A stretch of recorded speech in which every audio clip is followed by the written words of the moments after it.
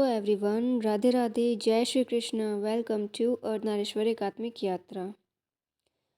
Friends, video की शुरुआत एक सवाल से करना चाहती हूँ और सवाल ये है कि सोसाइटी में दो लोगों की रीयूनियंस ज़्यादा ज़रूरी हैं या सोसाइटी का ट्रॉमा फ्री होना ज़्यादा ज़रूरी है। जानती हूँ कमेंट में इसका जवाब कोई भी देना नहीं चाहेगा। स्पिरिचुअल अवेकनिंग का मकसद क्या है इस अर्थ पे? हीलिंग प्रोसेस क्यों ज़रूरी है एक पीसफुल अर्थ के लिए?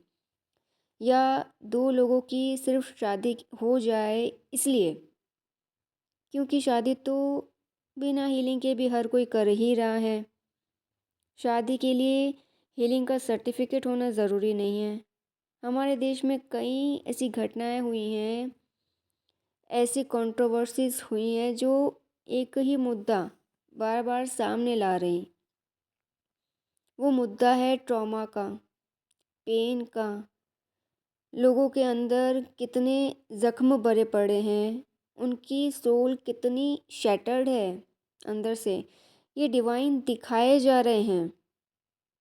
जैसे आरजीकर मेडिकल कॉलेज का केस देख लो, अतुल सुभाष का केस देख लो और हाल ही का आईआईटीएन बाबा का केस देख लो। चाहे एब्यूसर हो, विक्टिम हो, दोनों ही शैटर्ड होते हैं। सोसाइटी में एक ब्लेम गेम शुरू हो चुका है।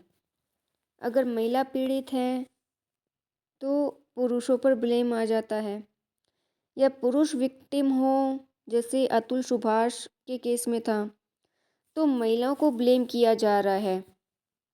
डिवाइन ऐसी घटनाओं से कुछ दिखाना चाहते हैं कि ज़रा रुको, अपने अंदर देखो, अपनी लाइफ को ब्रेक दो। ब्रेक कोई नहीं दे रहा, खुद को रेस्ट कोई नहीं देना चाहता। बस दो ही काम लोग कर रहे हैं, एक तो ब्लेमिंग, कोई भी घटना हो जाती है, कुछ भी हो जाता है तो ब्लेमिंग एक दूसरे को, दूसरा रिलेशनशिप बनाने में व्यस्त रहना। इंटीमेसी से, शादी से फुर्सत ही नहीं मिल रही है लोगों को। अब हाल ही में आईआईटीएन बाबा का जो केस आया है, साफ पता चल रहा है कि नियति द्वारा एक व्यक्ति को सामने लाया गया है समाज को आईना दिखाने के लिए कि कैसी दशा समाज ने खुद की कर रखी है। वो पर्सन सिर्फ एक मीडियम बना है, पर कुछ लोग उसे क्रिटिसाइज़ कर रहे हैं कि पेरेंट्स के लिए किस तरह के अपशब्द उसने कहे। कोई उसे ट्विन फ्लेम घोषित करे दे रहा, किसी ने उस व्यक्ति को महासम्मानित कर रखा है। ठीक है, कई चीज़ों का अच्छा ज्ञान भी उनमें है, पर दोस्तों वो व्यक्ति उसी तरह से एक स्पिरिचुअल जर्नी पर है जैसे हम हैं। ठीक है, हमने अपनी जर्नी पे ट्विन फ्लेम का टैग लगा रखा। कई लोगों को ये आपत्ति भी है कि क्यों उस व्यक्ति ने अपने चाइल्डहुड ट्रॉमा का जिक्र किया है, क्यों पेरेंट्स के विरोध में, खासकर पिता के विरोध में इतना कहा। वो पेरेंट्स को बदनाम कर रहा, उसने पेरेंट्स को फॉरगिव ही नहीं किया। अगर फॉरगिव ही नहीं किया होता तो इतना इनर वर्क भी वो व्यक्ति नहीं कर पा रहा था, इतना इनर वर्क उसने नहीं किया होता। अगर कल को छोटे छोटे बच्चे बाहर आके कहने लगे कि हम भी अब्यूज़ हुए हैं, कोई कहे कि मेरे पिता ने मेरा रेप किया है, जो कि हकीकत है। काफ़ी सारी न्यूज़ आती हैं ऐसी जहाँ अपनी ही बच्चियों का रेप पिता कर देते हैं, या उनको बेच दिया, मार दिया, कुछ भी। या हम पेरेंट्स की फाइट से या एक दूसरे को जब वो अब्यूज़ करते हैं ये देखकर परेशान हो चुके हैं। अगर आगे चलकर बच्चे कन्फेस करने लगें, वो बताएं कि हम सहम चुके हैं, तो क्या लोग तब भी उन मासूम बच्चों को क्रिटिसाइज़ करेंगे? ये बोलेंगे कि ये तो अपने पेरेंट्स को बदनाम कर रहे हैं। सपोज़ किसी के पिता ने अपनी बच्ची का रेप कर लिया और वो बच्ची आके अपनी जो पीड़ा है वो समाज को बताए कि मेरे साथ ये सब हुआ है, तो क्या पलट के समाज उसको बोलेगा कि ये तो बदनाम कर रही है अपने पिता को? तो सिर्फ एक एडल्ट व्यक्ति को सामने लाया गया है, वो भी डिवाइन के द्वारा, नियति के द्वारा, कि भाई उसने भी चाइल्डहुड ट्रॉमा फेस किया है। और उनके जैसे कई ऐसे लोग हैं, बच्चे हैं या ऐसे कई एडल्ट बन चुके हैं जो उस ट्रॉमा को एक्सेप्ट ही नहीं कर रहे हैं। बच्चे तो ठीक है, फिर भी फ़र्क कर ही नहीं पाते, उनको समझ ही नहीं होती है।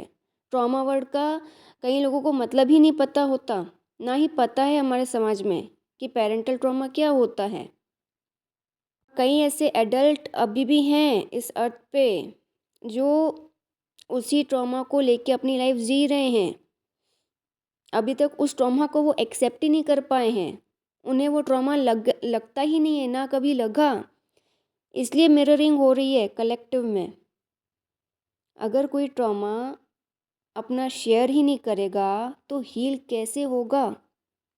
कि लोग पलट के बोले जा रहे हैं कि उसने तो बदनाम कर दिया अपने पेरेंट्स को। बदनाम करना होता तो बहुत पहले कर चुका होता। और सोसाइटी में अवेयरनेस कैसे बढ़ेगी ट्रॉमा को लेके? अगर बीमारी ही नहीं बताओगे तो डॉक्टर ठीक कैसे करेगा? और एक पैटर्न देखा है मैंने जो पेरेंटल ट्रॉमा के अगेंस्ट बोलता है। मैंने ऐसे लोगों को ऑब्ज़र्व किया है बहुत अच्छे से कि जो भी व्यक्ति अपने पेरेंट्स के अगेंस्ट बोलता है कि हाँ भाई उसने इतना एब्यूज़ सहा है, उस सेक्सुअल एब्यूज़ सहा है या कैसा भी एब्यूज़ सहा हो, पेरेंट्स की फाइट देखी हो, वॉटेवर, तो इससे वो लोग ट्रिगर हो जाते हैं जिनको पेरेंट्स ने कंफर्ट जोन में रखा होता है। हर चीज़ पेरेंट्स ने प्रोवाइड करवाई होती है, एब्यूज़ नहीं मिला होता उनको अपने पेरेंट्स से। तो वही लोग कह रहे हैं कि ये बाबा होके कैसे पेरेंट्स को बदनाम कर रहे हैं। वही लोग जो कंफर्ट जोन में जिनको पेरेंट्स ने रखा हुआ था, आज तक कोई एब्यूज़ नहीं मिला। ठीक है भाई, आपका जो सोल कॉन्ट्रैक्ट है पेरेंट्स के साथ ऐसे लोगों का काफ़ी अच्छा है, तो नहीं एब्यूज़ मिला आपको, बहुत अच्छी बात है। पर दूसरे बच्चों के या सबके कॉन्ट्रैक्ट्स अपने पेरेंट्स के साथ सेम नहीं होते, एक जैसे नहीं होते। किसी के पेरेंट्स कार्मिक बनकर आ रहे हैं, नार्सिसिस्टिक बन के आ रहे हैं, वो इनको एब्यूज़ कर रहे हैं, ट्रॉमा दे रहे हैं, पेन दे रहे हैं।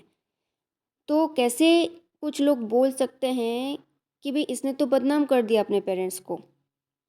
ये तो संयोग हुआ कि मीडिया ने किसी ने उनकी पर्सनल लाइफ के बारे में पूछ लिया होगा और उनकी फैमिली प्रॉब्लम बाहर निकल के आई। इसको भी ऐसे ही लोग कि डिवाइन समाज को आईना दिखा रहे हैं, एक व्यक्ति को जरिया बना के कि हर फैमिली भीतर से बीमार है, खासकर कि भारत की फैमिलीज किसी ना किसी करप्ट पैटर्न पर ही चल रही हैं। कलेक्टिव में भी मिररिंग होती है फ्रेंड्स। उन तमाम लोगों को मिरर किया जा रहा जो पेरेंटल ट्रॉमा से परेशान है कि वो बाहर निकल के आएँ, अपने ट्रॉमा को शेयर करें। बिकॉज़ जो व्यक्ति एक्सेप्ट नहीं करता कि वो ट्रॉमा से गुज़र रहा है तो वो हील भी नहीं हो पाता। जैसे ओबेसिटी एक बीमारी होती है, पर जिन लोगों को ये बीमारी होती है वो खुद को स्वस्थ मानते हैं, उनको लगता है ये अच्छे स्वास्थ्य का संकेत है। तो ट्रॉमा को लेके भी कुछ लोगों की सोच ऐसी ही होती है। और एक बात की सराहना करूँगी, तारीफ़ करूँगी IITian बाबा की। वो ट्विन फ्लेम तो बिल्कुल भी नहीं है, पर देख के अच्छा लगा कि वो शादी के पीछे नहीं भाग रहे हैं। उनका पूरा फोकस खुद को ट्रांसफॉर्म करने पर है।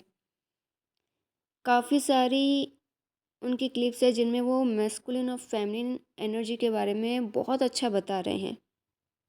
एक तरह से उन्होंने ब्रेक ले रखा है सोशल लाइफ से, और दूसरी तरफ ट्विन फ्लेम्स हैं कि हर गाइडेंस को रीयूनियन और शादी से जोड़ लेते हैं। मैरिज का फितूर उनके दिमाग से निकल ही नहीं रहा है।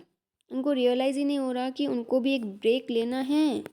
भाई अगर DMDF दोनों एक हो भी जाए, शादी हो भी जाए, पर दोनों की लाइफ में या कोई एक भी डिवाइन से नहीं जुड़ा हुआ है तो मैं तो उसको रीयूनियन नहीं मानती।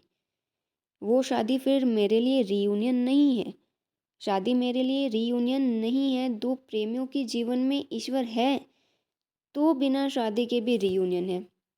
हाँ, अगर शादी के बाद भी आप दोनों ईश्वर से जुड़े हैं, कोई भी जुड़ा है, या बिना रीयूनियन के, बिना मैरिज के भी दोनों ईश्वर से जुड़े हुए हैं, तो वही रियल रीयूनियन होता है। ये लास्ट वीडियो में भी मैंने बताया था, और ये बहुत ही अच्छी चैनलिंग थी, एक तरह से डाउनलोडिंग था ये, कि दोनों डीएम डीएफ के जीवन में ईश्वर का आना वही रियूनियन होता है, ईश्वर का आना ही रियूनियन है। तो फ्रेंड्स, इसलिए मैंने शुरुआत में वो सवाल किया था कि एक सही चुनाव करें अपनी लाइफ के लिए। अगर आप ट्विन फ्लेम्स ट्रॉमा फ्री होंगे, पैटर्न्स फ्री होंगे, एक करप्ट डिसफंक्शनल सोसाइटी से फ्री होंगे, तभी उस चेन में बाकी लोग आपसे जुड़ पाएंगे, वो आपसे कुछ सीख पाएंगे, हिम्मत जुटा पाएंगे, ट्रॉमा के अगेंस्ट बोल पाएंगे। खासकर पेरेंटल ट्रॉमा, बिकॉज लोग पेरेंटल ट्रॉमा को इजीली एक्सेप्ट करते ही नहीं हैं।